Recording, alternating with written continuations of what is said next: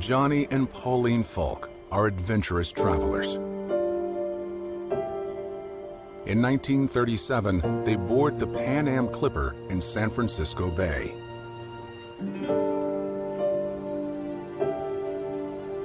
Pan Am has just begun the first commercial air service across the Pacific. It's no simple task.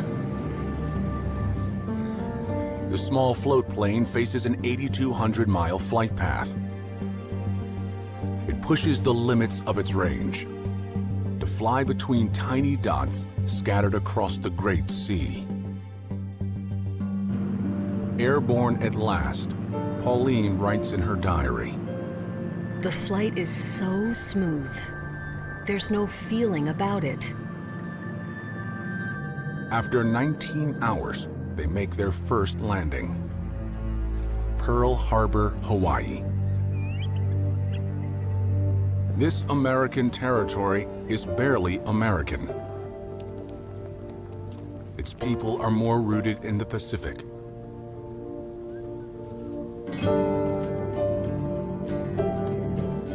Next stop, Midway.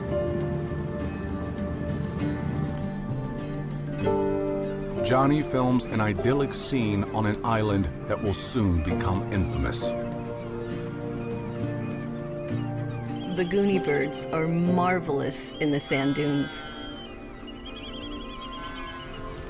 Their home movies from the Smithsonian archives are among the first color images of these remote American outposts.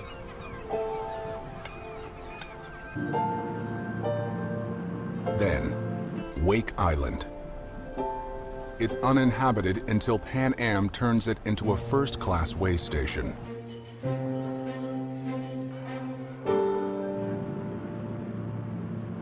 It's another 11 hours over the open sea to Guam.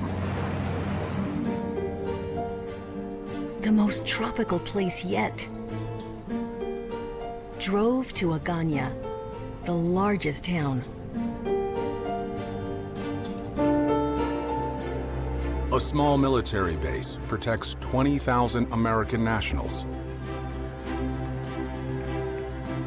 The Falks film smiling kids parading in uniform.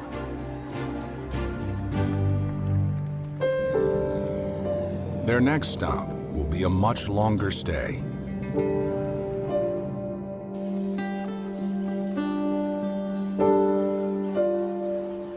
I find it difficult to leave Manila.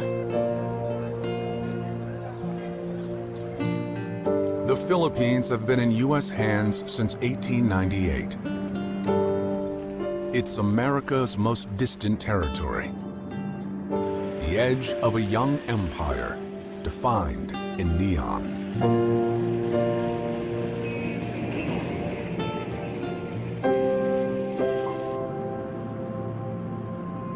Past Manila, the Falks finally escape America's reach.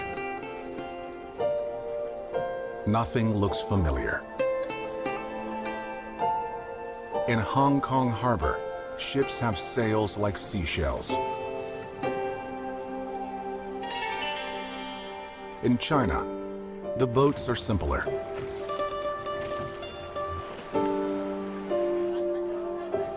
And the people are spellbinding. Finally, exactly 2 months after leaving home, they reach their final destination. Japan.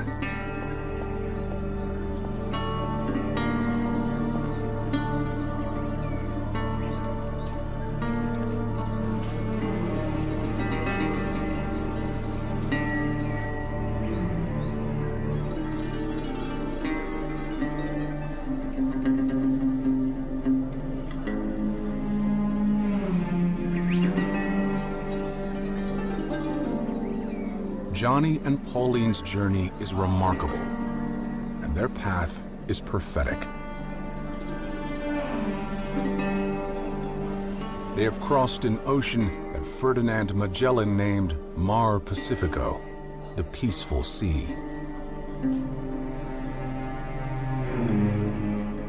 that a wave of war will soon obliterate the Folk's footsteps,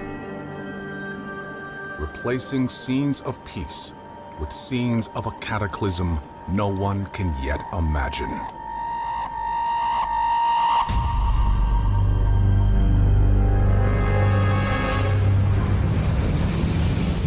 It looked like you're headed for hell. Because you were. My heart was beating 1,000 times a minute. They didn't want to be captured. It was either us or them. Coming towards us was a Japanese plane just skimming over the water.